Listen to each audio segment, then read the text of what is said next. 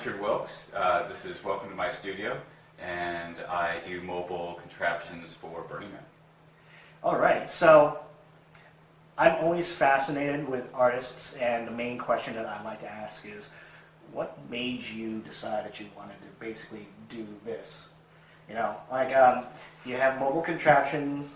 Why did you decide to start doing that instead of getting a 9-to-5 job? Yeah, well, it did actually start kind of with a 9-to-5 job, working for Disney, telling stories, and basically designing graphic designs for theme parks.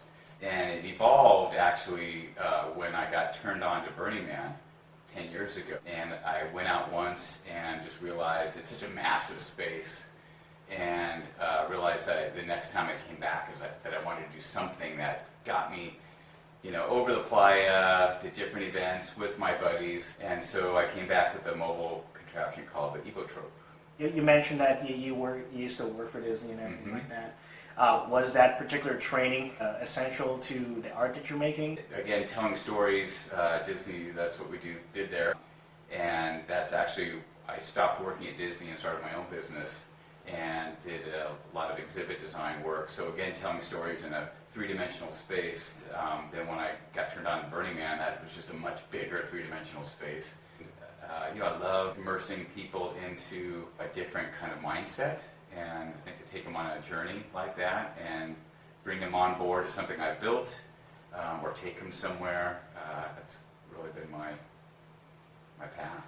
Now, when you're out in Burning Man, and you obviously see all the different art installations, what were people's reactions to your particular your art? Yeah, well, so I have a couple of pieces. Like I mentioned, the Evotrope. That's a cool one because I can take 3 to 6 people on this. We can travel to different events, different kind of music domes, and then during the day and night. And at night, I actually get to do my performance where I actually spin those blades and I light them up with a stroboscope and brings that artwork, the artwork that I change out artwork every year.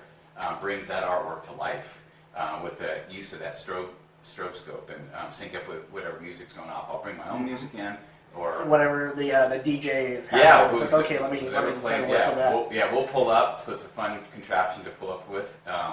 So that's the Evotrope, and so every year, about 5 years now, I bring out different artwork for that. So the blades, I change out the blades, repaint the blades.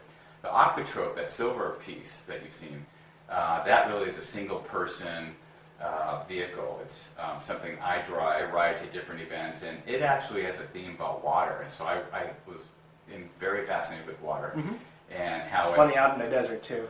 Yeah. Well, that's actually the look of it I love because it's beautiful, it's a jewel-like piece, in total contrast to the harsh kind of conditions that are out there.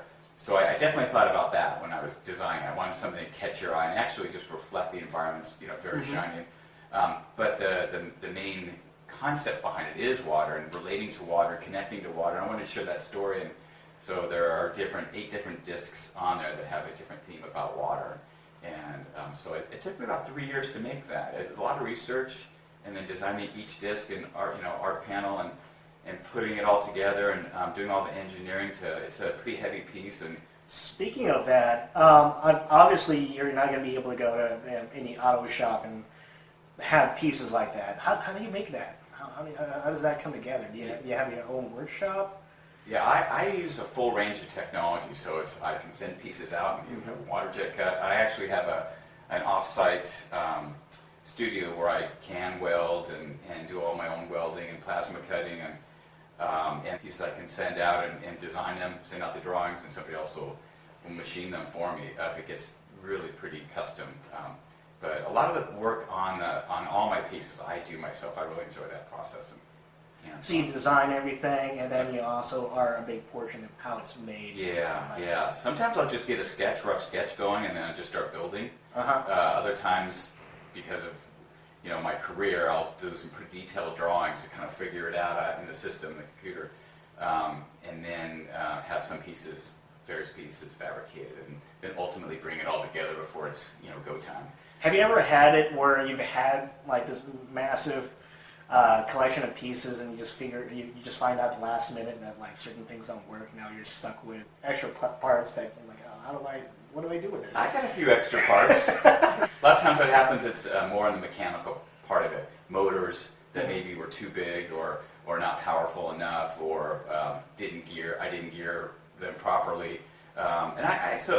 But they ultimately get used for something. You know, I have an electric cupcake car that's not here, that I designed. It's a much smaller vehicle, one-person vehicle, and a lot of the pieces and parts when I was doing my Evotrope, that's all steel and wood, got basically infused into that, into that piece. So I'll always find something to do with my extra pieces. Well, I'm sure with your background, you can actually then invent something. It's like, well, that didn't work for that, so I guess I'll make something that works for it. Yep. Yeah. Or buddies or friends that, in my other shop, I've got a bunch of extra pieces and parts, and so somebody will call me up on the weekend and say, hey, do you have that length or whatever? And I'll say, yep, come on over, so we just share. Awesome. Yeah. If the viewers at home wants to look you up, how can they see more of what you're doing? Yeah, go to richardwilksartist.com, and I am on Instagram at richard_wilks. So those are my two main portals. And his gallery is out in the Brewery Art Walk in Los Angeles. They do have open houses in the spring and the fall. That's how I met Richard, and I recommend everybody to come out whenever you have a chance if you're in Los Angeles. And pay him. Yeah. Well, thank you very much. All right, thanks, man.